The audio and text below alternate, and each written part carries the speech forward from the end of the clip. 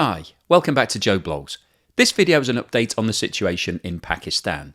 If you've been following the channel, you'll know that Pakistan has been on the brink of bankruptcy for the last few months, and the situation is now getting worse. Over the course of the last week, we've seen inflation figures which are now at the highest level for almost 50 years, and two of the rating agencies, Moody and Fitch, have both downgraded Pakistan's status, and the financial markets are now bracing themselves for Pakistan to go into formal default. So in today's video, we'll have a quick recap on Pakistan and the current economic situation. We'll have a look at the latest inflation figures. We'll look at what's been happening with the Pakistani rupee, the currency of the country. We'll then have a look at the debt situation, what's going on with regards to the IMF negotiations, because Pakistan has been trying to sort out a bailout with the IMF for the last 6 months or so.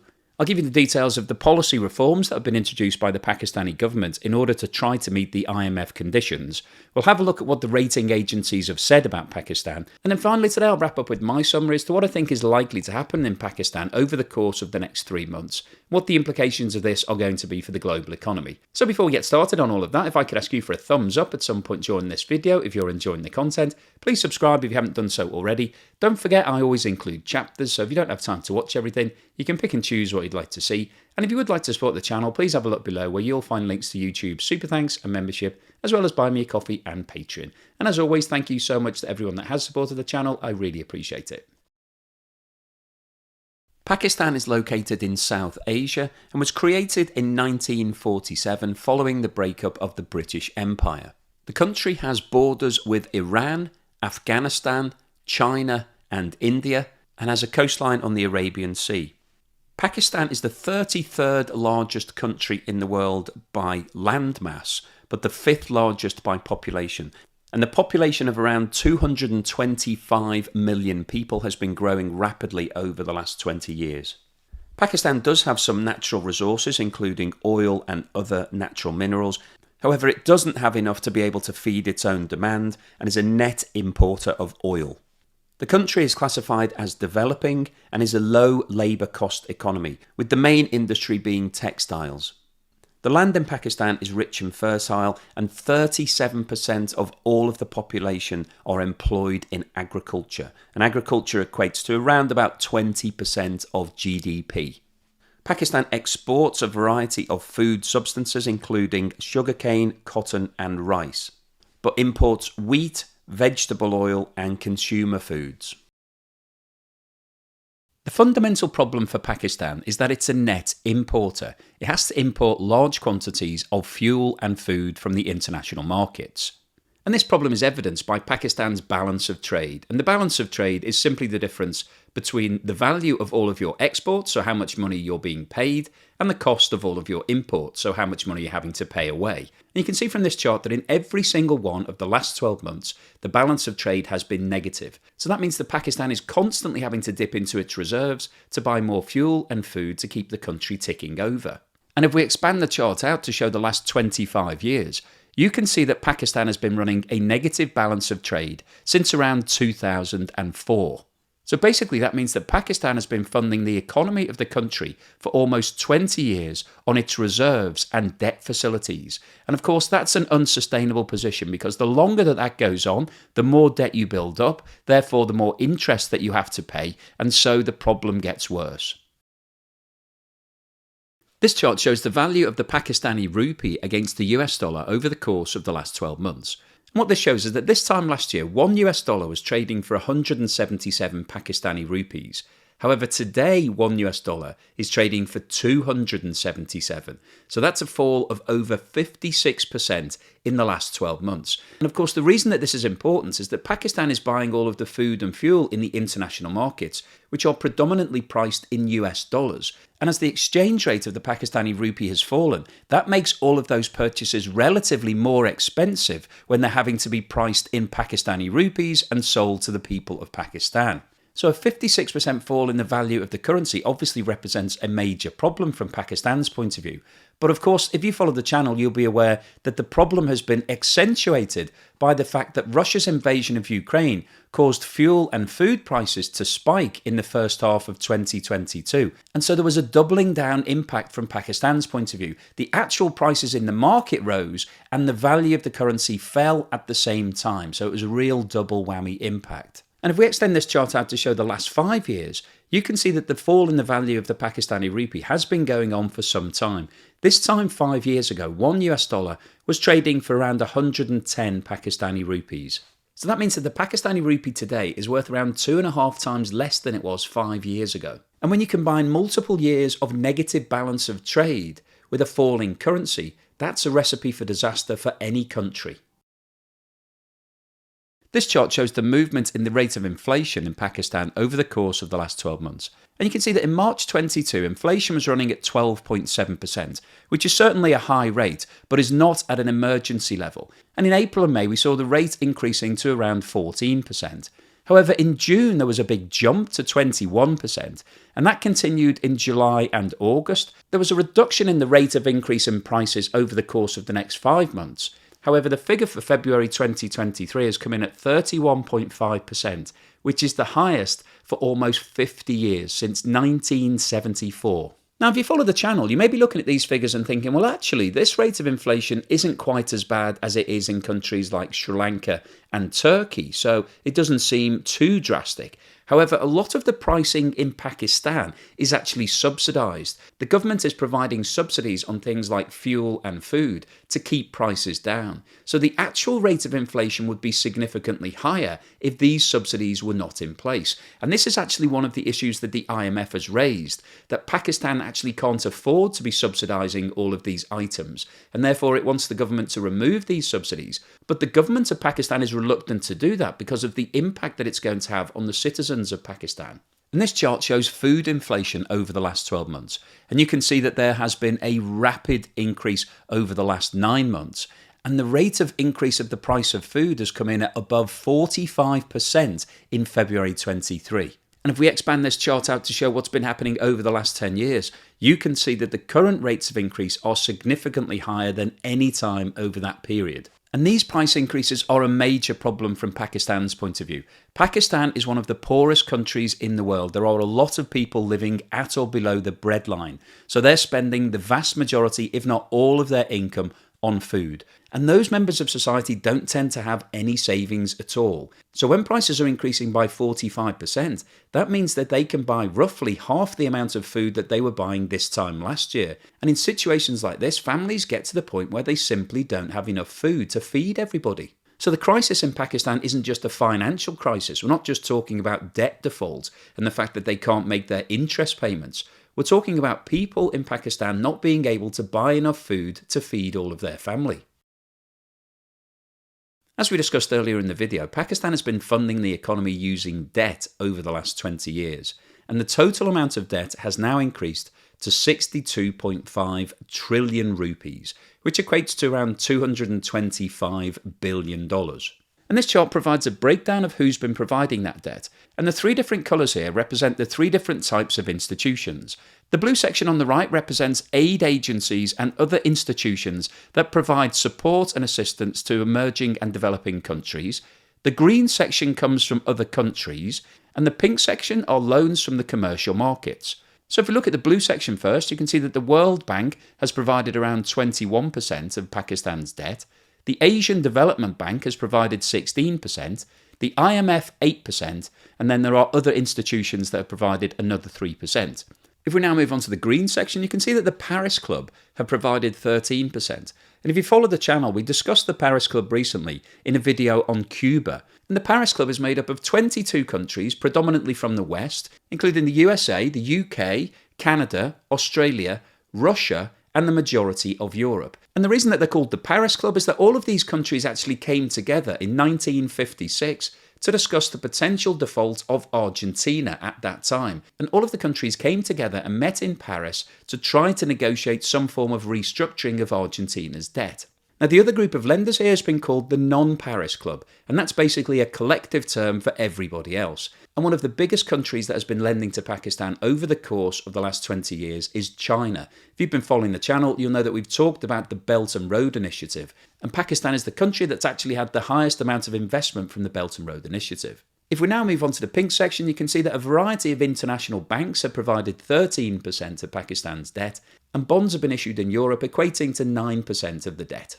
In terms of the repayment profile of the debt, it's reported that Pakistan has to pay $22 billion in interest and repayments over the course of the next 12 months. And just as a reminder, the current reserves that Pakistan is sitting on are around $3 billion. So that would represent a shortfall of $19 billion, which is obviously impossible for Pakistan to repay. So as a result of that, it's going to have to restructure and renegotiate all of its debt. Data from the State Bank of Pakistan suggests that the country has to repay total debt of $21.95 billion over the next 12 months.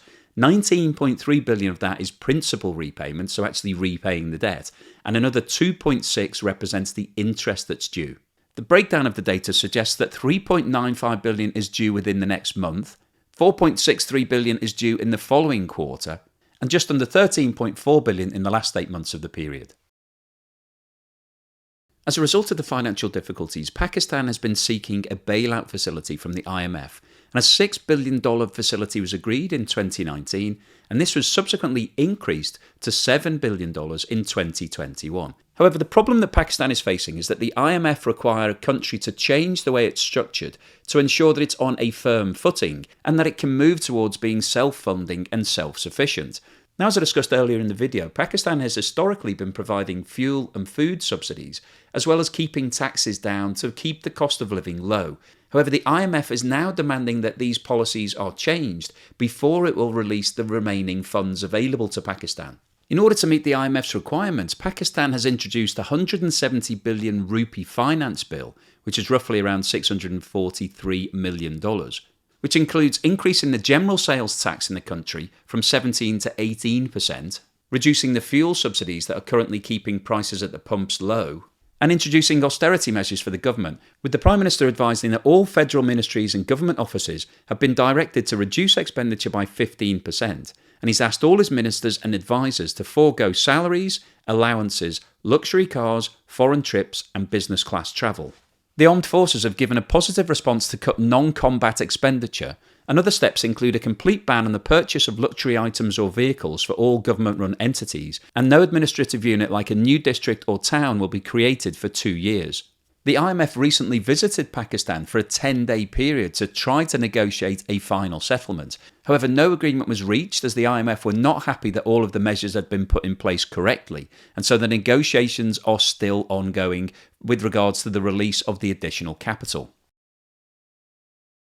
As a result of the ongoing problems, both Moody's and Fitch, the rating agencies, have recently downgraded Pakistan's debt status, with Moody's slashing the rating by 2 notches to Caa3 and Fitch downgrading to CCC.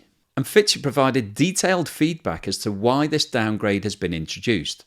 The first issue highlighted relates to liquidity and policy risks and states that the downgrade reflects further sharp deterioration in external liquidity and funding conditions and the decline of foreign exchange reserves to critically low levels. Fitch have stated that they assume a successful conclusion of the 9th review of Pakistan's IMF programme. However, the downgrade reflects the large risks to the continued programme performance and funding, including the run-up to this year's elections, and they believe that debt default or restructuring is an increased real possibility. The shortage of reserves at $2.9 billion on the 3rd of February has also been highlighted, which is less than 3 weeks of imports, down from a peak of more than $20 billion at the end of August 2021. Fitch have stated that the falling reserves reflect large current account deficits, external debt servicing and currency interventions by the central bank, particularly in the 4th quarter of 2022, when an informal exchange rate cap appeared to have been in place. So this is basically saying that Fitch believed that the Central Bank of Pakistan were using its reserves to increase the price of the Pakistani rupee in the international markets to hold it up. Fitch have also identified the refinancing risk on the existing debt of Pakistan as being a major concern. Fitch's figures show that Pakistan needs to refinance $7 billion of debt before the end of June 2023, and that out of that figure, around $4.7 billion is owed to China. However, they believe that the China loans will be rolled over.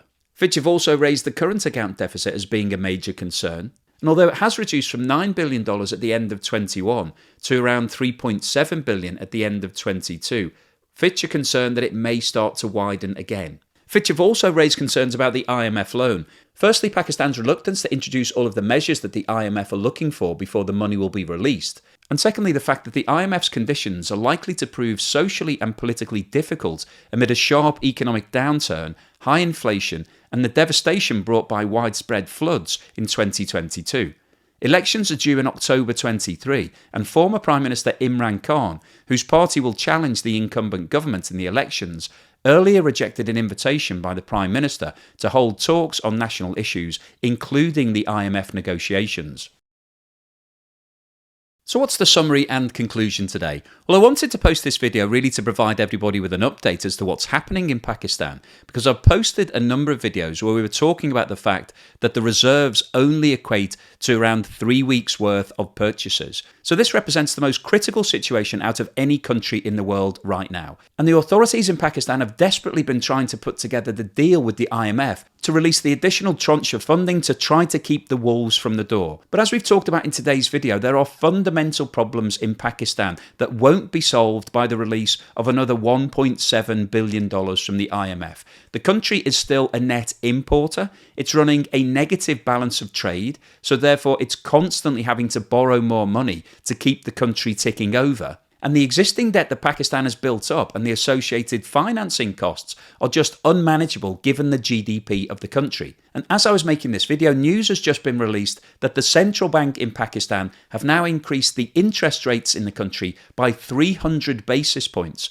from 17% to 20%. And that is now the highest level since June 1997. So more than 25 years. And obviously this is coming at a very bad time for the people of Pakistan. Because if you've got any debt, the last thing that you want at the moment is further interest rate increases, because that's increasing the cost of your borrowing. And that's going to put more pressure on you either as an individual or a company or both. But the problem that the Pakistani authorities have is that the IMF is demanding that all of these reforms are put into place before they'll give them the money. So they don't really have any choice. So over the course of the last few weeks, we've seen fuel subsidies being reduced. So that's increased the cost of fuel for all of the people in Pakistan. We've seen tax increases being announced, so that's going to reduce the amount of disposable income that everybody has. And now we've just seen an increase in interest rates. So all of this means that the cost of living is going up in Pakistan at a time when the standard of living is falling dramatically. And as we saw earlier in the video, food inflation is currently running above 45%, which is an unsustainable level. So in terms of what's going to happen over the course of the next 3 months, as we've seen from today's video, it's extremely likely that Pakistan is going to default on its international debt obligations. It simply doesn't have enough money to be able to make all of those payments, and therefore Pakistan is going to have to renegotiate all of its debt facilities. And it's highly likely that Pakistan will need to ask all of its lenders to write off a large portion of the debt that it owes. That's the only way that Pakistan is going to be able to get back onto an even keel. Because if all of this debt stays in place, it's going to be impossible for Pakistan to ever be able to pay it back. Now, one of the really interesting questions here is what's going to happen with regards to the debt that's owed to China. If you follow the channel, you'll know that we've talked about the Belt and Road Initiative in a number of different videos. And in other situations like this, the Chinese authorities have actually negotiated leases on some of the land. So the most famous example is Hambantota Port in Sri Lanka, where the Sri Lankan authorities couldn't afford to pay the interest on that loan. And as a result of the negotiated settlement, China took a 99-year lease over that port. And that raised concerns in India, which is a very close neighbour of Sri Lanka, and the USA, that China could use that lease to set up a military base on the island of Sri Lanka. Now, we don't know what discussions have been held between China and Pakistan so far, but there is a distinct possibility that the talks between the two countries could result in China taking similar lease positions over assets and land in Pakistan, which again would raise security concerns for countries like the USA and India. And let's not forget that Pakistan is actually one of the few countries in the world that actually has its own nuclear missiles. And given the rising tensions between the USA and China, which we've discussed in a number of other videos, that raises a whole other question. So hopefully you've enjoyed today's video, you found it useful, informative and thought-provoking. If you've liked what I've said, then please give me a thumbs up, and thank you for watching this video all the way through to the end.